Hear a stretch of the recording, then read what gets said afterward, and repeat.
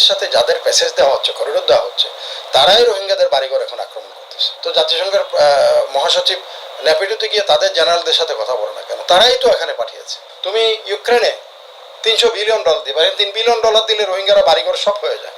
Even কি American president যদি কোনো যুদ্ধে যাত্রা করতে হয়, সে আগে অর্ডার দিয়ে তারপর সাথে সাথে সিনেট থেকে সেটা অ্যাপ্রুভাল নিতে হয়। করিডোরটা হয় কোথাও যদি ধরেন মানুষ আটকা পড়েছে, দুটা friendly, in between the friendly আরেকটা কোনো একটা শত্রুপক্ষের মাঝামাঝি পড়ে গেছে, তো সেখানে যদি শত্রুপক্ষকে বুঝিয়ে সুঝিয়ে যে তোমরা ভাই, ওরা তো একদম নিরীহ, বাচ্চা কাচ্চা আছে, মেয়েরা আছে, বৃদ্ধ শিশু, ওখানে কোনো যোদ্ধা নাই, ওদের একটু সাপ্লাই লাইনটা দেওয়ার জন্য একটা corridor, this is a corridor. তো এখানে সেরকম কিছু না, তার কারণ আমাদের এখানে অনেকগুলো আপনার যেমন ধরেন ছিল, ওখানে রোহিঙ্গা আছে, বাংলাদেশে যেরকম রোহিঙ্গা আছে ওখানে রোহিঙ্গা আছে অনেক, অর্ধেকের মতো। তো যদি মনে করতাম যে তাদের জন্য এই খাদ্য রসদ সাপ্লাই দেওয়ার জন্য এই করিডোর চাওয়া হয়েছে, তাহলে তো অনেক আগের থেকে, যেমন 2012 থেকেই আরাকানের অর্থাৎ সিটুয়ের উপকণ্ঠে 2 থেকে 2.5 লক্ষ মানুষ বন্দি জীবন যাপন করছে। তো তাদের জন্য এ পর্যন্ত জাতিসংঘ কোনো করিডোর চায় নাই, মনে রাখবেন, তার জন্য কোনো করিডোর চায় না। আজিম ইব্রাহিম, আমেরিকান প্রফেসর ডক্টর আজিম ইব্রাহিম, সেটার একটা বই লিখেছেন, বইটার নাম হচ্ছে the hidden genocide inside Myanmar. তো সেই সমস্ত জিনিস ওই করিডোর তখন কিন্তু চাওয়া হয় নাই, বা এখনো আমরা জানি না এই করিডোরের মাধ্যমে যে বাংলাদেশের প্রাপ্তি কি এবং বাংলাদেশ ঝুঁকি কি। এখানে প্রাপ্তিটা যেহেতু প্রকাশ করা হয়নি সেই জন্য বলতে পারবো না, আর ঝুঁকিটা কিন্তু আমি বলতে পারবো। ঝুঁকিটা হচ্ছে, আপনি আরাকান আর্মি যুদ্ধ করছে কার সাথে? মায়ানমার সেনাবাহিনীর সাথে, তাই তো? এটা হচ্ছে একটা নন স্টেট অ্যাক্টর। কারা? Arakan army. আরাকান আর্মি কোনো এখন রাষ্ট্র নাই, কোনো দেশ নাই যে আরেকটা দেশ তার সাথে আলোচনায় বসবে, কথা বলবে, সে অ্যাসিওরেন্স দেবে। তাদের কাছে কোনো এয়ারক্রাফট নাই, তাদের কোনো যুদ্ধ জাহাজ নাই, যুদ্ধ ফাইটার এয়ারক্রাফট নাই। ধরেন এইটা রিপ্লেনিশমেন্টটা যদি সাপ্লাই লাইনটা ওপেন করা হয় করিডোরটার মাধ্যমে, যদি মায়ানমারের সাথে সেরকম সম্মত সিদ্ধান্ত মিয়ানমারকেও না জড়ানো হয়, চায়নাকে না জড়ানো হয়, এই দুটারই তো ওখানে বড় স্টেক আছে। কারণ মিয়ানমার সেনাবাহিনী, যেহেতু আরাকান আর্মি মিয়ানমার সেনাবাহিনীর বিরুদ্ধে যুদ্ধ করছে, সে দেখেছে যে তার বিরুদ্ধে যেই যুদ্ধরত যারা আছে তাদেরকে শক্তি যোগানো হচ্ছে। রসদ দেওয়া মানে কি? শক্তি যোগানো, তো শক্তি যোগানো হচ্ছে, তাহলে সে কি নিশ্চুপ বসে থাকবে? ধরেন ঝুঁকির কথা আমি বলি, সেখান থেকে সে তার যদি তাদের ফাইটার এয়ারক্রাফট আছে, আমাদের যেমন আছে অত্যাধুনিক ফাইটার এয়ারক্রাফট আছে, সে সেখানে করিডোর উপর বন্ধ করবে। তো আরাকান আর্মি কি সেখানে রিপালস করবে? সেটাকে প্রতি আক্রমণ করার কোনো কিছু আছে তার কাছে? নাই। তাহলে কি করতে হবে? আমার দেশ সার্বভৌম দেশ, আমার দেশে যদি কেউ যদি ঢুকে পড়ে, তাহলে আমার সেটা প্রতিরোধ করতে হবে। তাইলে অটোমেটিক্যালি আমার এয়ারফোর্স ওখানে এনগেজ হয়ে যাবে। আমি এই ঝুঁকিটা নিতে যাচ্ছি। আরেকটা কথা হচ্ছে, এটা অল্টারনেটিভ তো খোঁজা যায়। যদি জাতিসংঘ তাদেরকে খাদ্য সহায়তা বা অন্য কিছু দিয়ে সাহায্য করতে চায়, তাহলে তো আপনি বঙ্গোপসাগর পুরো আমাদের নারকেল বাড়িয়া দিয়ে থেকে সেন্ট মার্টিন থেকে শুরু করে বঙ্গোপসাগর তো খোলা, সেখানে তারা ল্যান্ডিং পয়েন্ট করতে পারে, সেখান দিয়ে তারা যা খুশি তা দিতে পারে। আমার ভূমি থেকে কেন যাবে এটা? যদি না আমার সেরকম, যদি না একটা শর্ত থাকে যে এটা দিলেই রোহিঙ্গাদের সবাইকে নিয়ে যাবে। কারণ রোহিঙ্গাদের বহুদিন থেকে আমরা এখানে রেখে দিয়েছি, আমাদের কোনো গতি হচ্ছে না, এটার কোনো হেড অ্যান্ড টেইল নাই। সেরকম কোনো শর্তে যদি বাংলাদেশ জাতিসংঘের সাথে বা আরাকান আর্মি যদি সেরকম সেখানে বলে যে রোহিঙ্গারা সব শাসক, যেহেতু আমরা ওখানে প্রভাব বিস্তার করে আছি, আমরা দখলে রেখেছি পুরো এই মংডো, রুতিডং বা বুথিডং বা পক্ত বা ম্রাউ, সবখানেই তো এদের এখন দখলে আছে। তো সারা এখানেই তো আবার রোহিঙ্গারা এখান থেকে আসছে, উত্তরার এখান থেকে, সেরকম কিছু হলে এটা ইতিবাচক হবে। তারপরও মিয়ানমার সেনাবাহিনী সেটা কিভাবে দেখে, কিভাবে নিচ্ছে, বা চীন কিভাবে নিচ্ছে, কারণ চীনের সেখানে ডিপ সি পোর্ট আছে, চীনের সেখানে তাসোয়ে গ্যাস ফিল্ড আছে। আবার ভারত কিভাবে নিচ্ছে, ভারতের সেখানে কালাদান মাল্টি ট্রানজিট প্রজেক্ট আছে। এখন তারা কিভাবে দেখছে?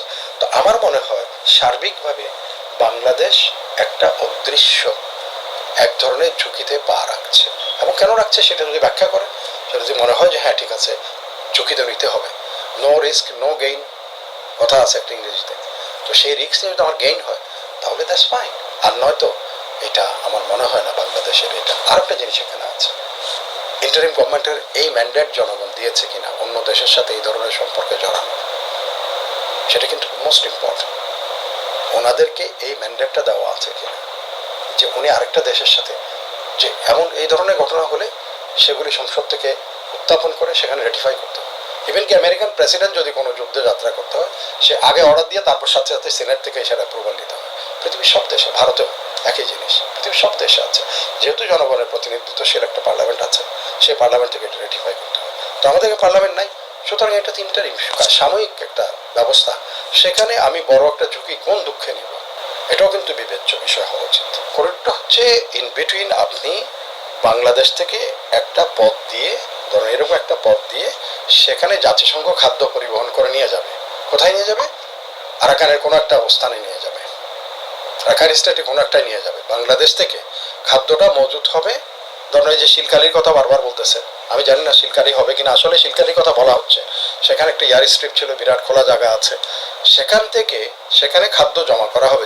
যতটুকু আমি শুনেছি, এটা সত্য অসত্য জানি না, সেখান থেকে বহন করে আরাকানের ভিতরে অর্থাৎ রাখাইন স্টেটের ভিতরে খাদ্য সরবরাহ করা হবে। এটাই হচ্ছে করিডোর। আমাদের প্রথম করণীয় হবে আমাদের সেখানে জাতীয় নিরাপত্তা যেগুলো, সেগুলোকে নিশ্চিত করতে হবে। আমরা যেন কোনো অবস্থাতে ভুলক্রমে অন্যের দ্বারা প্ররোচিত হয়ে জাতীয় নিরাপত্তাকে যেন বিঘ্নিত না করি। এটাই আমাদের। যেমন কোনো কারণে যেখানে হোক সেখানে মিয়ানমার সেনাবাহিনী হস্তক্ষেপ করতে আসলো, তখন কি হবে? তখন তো আমার সেনাবাহিনী গিয়ে সেখানে ওই যে 10 ডিভিশন এনগেজ হয়ে গেল, তখন আমরা কি করব? কি প্রয়োজন আমাদের সেটা? এটা করলে তো বহু আগেই তাদের এনগেজ করে রোহিঙ্গাদের আমরা ঢুকাই দিতে পারতাম। সুতরাং এই ঝুঁকিটা আমাদেরকে সবসময় মাথায় রাখতে হবে, এবং আমাদের এখন এই ধরনের ঝুঁকি নেওয়া এক ধরনের বিলাসিতা হবে। এই রোহিঙ্গাটা প্রবেশ করছে, এটাও একটা মজার জিনিস। মজার জিনিস হচ্ছে যাদের সাথে যাদের প্যাসেজ দেওয়া হচ্ছে, করিডোর দেওয়া হচ্ছে, তারাই রোহিঙ্গাদের বাড়িঘর এখন আক্রমণ করতেছে। মিয়ানমার সেনাবাহিনী তো নাই ওখানে, তো এই আরাকান আর্মি ওদেরকে আক্রমণ করতেছে। এবং কেন আক্রমণ করতেছে আপনি যদি প্রশ্ন করেন, আক্রমণ করতেছে যেহেতু মিয়ানমার সেনাবাহিনী এই রোহিঙ্গাদের কিছু কিছু লোককে তাদের পক্ষে নিয়ে আরাকান আর্মির বিরুদ্ধে যুদ্ধে লিপ্ত করিয়েছে। এখন তারা সুযোগ পেয়েছে, ওরা যখন উগ্র হয়ে অন্যদিকে চলে গেছে, ওই যে থান্ডুয়ের দিকে গেছে, সিটুয়ের দিকে গেছে, এখানে এদের বাড়িঘরে যারা আছে এদের বাড়িঘর পড়াচ্ছে, মারছে, যার জন্য এরা এদিকে চলে আসতেছে। সুতরাং এরকম একটা পরিস্থিতিতে আপনি কেমন করে আশা করেন যে করিডোরের মাধ্যমে তাদের ওখানে আপনি নিয়ে যাবেন, অভিবাসিত করবেন?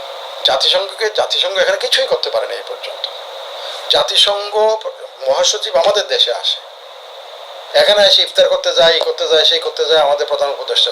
তো জাতিসংঘের মহাসচিব ন্যাপিডোতে গিয়ে তাদের জেনারেলদের সাথে কথা বলে না কেন? তারাই তো এখানে পাঠিয়েছে যে ভাই তোমরা এরকম লোকগুলি পাঠিয়েছো, তাদের ফেরত, তাদের সাথে এনগেজ করো, তাকে এনগেজ করে একটা রোডম্যাপ বের করো।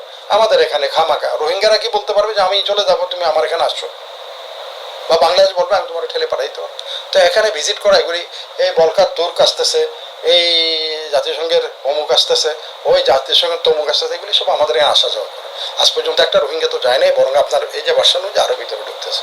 তার মানে হচ্ছে তুমি আমাদের এনগেজ না করে যারা রোহিঙ্গাদের এখানে পাঠানোর কারণ, তাদের সাথে যে কথা বলো, তাদের সাথে নেগোশিয়েট করো, তাদের বলো ভাই এদের কখন আনবা, কিভাবে আনতে চাও, তোমাদের কি দরকার, বাড়িঘর দরকার কিনা? তাদের বাড়িঘর কিচ্ছু নেই ওখানে। তাদের খাদ্য, এই যে যাবে মানুষগুলো, এই লক্ষ লক্ষ মানুষ খাদ্য সহায়তা কোথায় পাবে? ওখানে আরেকটা খাদ্য উৎপাদন হওয়া পর্যন্ত, ফসল আসা পর্যন্ত তাদের খাদ্য সাপোর্ট দিতে হবে, তাদের বাড়িঘর বানিয়ে দিতে হবে। এই প্ল্যান তো কিচ্ছু করা হয়নি। শুধু সেদিন ব্যাংকক থেকে হঠাৎ করে বলে দিল হলো 1,80,000 মানুষ চলে যাবে। কোথায় চলে যাবে? দেখ এগুলি কোনো একটা রোহিঙ্গা যাওয়ার কোনো প্রশ্ন আসে, কোনো আলোচনা আছে এটা নিয়ে ফেরত যাওয়ার? এখন নতুন করে একটা গোদের উপর বিস্ফোরণের মতো বলে যে এখন করিডোর দেব। তো ঘর করুক না, করার পর রোহিঙ্গাদের নিয়ে যাক, আগে ঘর বাঁধাও। তুমি ফকির হওয়ার, বাংলাদেশ এখানে চট্টগ্রাম একটা প্রবাদ আছে, বলে তুমি ফকির হওয়ার আগে জোলা বানায় বসে আছো, তুমি ওখানে ঘর বানাও না। তো রোহিঙ্গারা দেখবে যে এখানে এই যে মংডোতে তাদের যে ঘরগুলি পুড়িয়ে দিয়েছে, এই যে হাজার হাজার বাড়ি পুড়েছে, ডেমোলিশ করেছে, ওই যে বুতিরঙে হাজার হাজার বাড়ি বুলডোজ করে দিয়েছে, আপনার ওই সিটুয়ের ওখানে, হ্যাঁ ইয়েতে আকিয়াবে হাজার হাজার বাড়িঘর পুড়িয়ে চুরমার করে দিয়ে এরা মাটিতে মিশিয়ে দিয়েছে। এগুলো তো স্যাটেলাইট ফটোগ্রাফ আছে, তারা এমনভাবে করছে যেন এগুলি কেউ আর কোনোদিন বুঝতে না পারে যখন বাড়িঘর ছিল। তো সেখানে তোমরা ওই স্যাটেলাইট ফটো দিয়ে তোমরা ওখানে বাড়িঘর করা শুরু করো তাদের সাথে।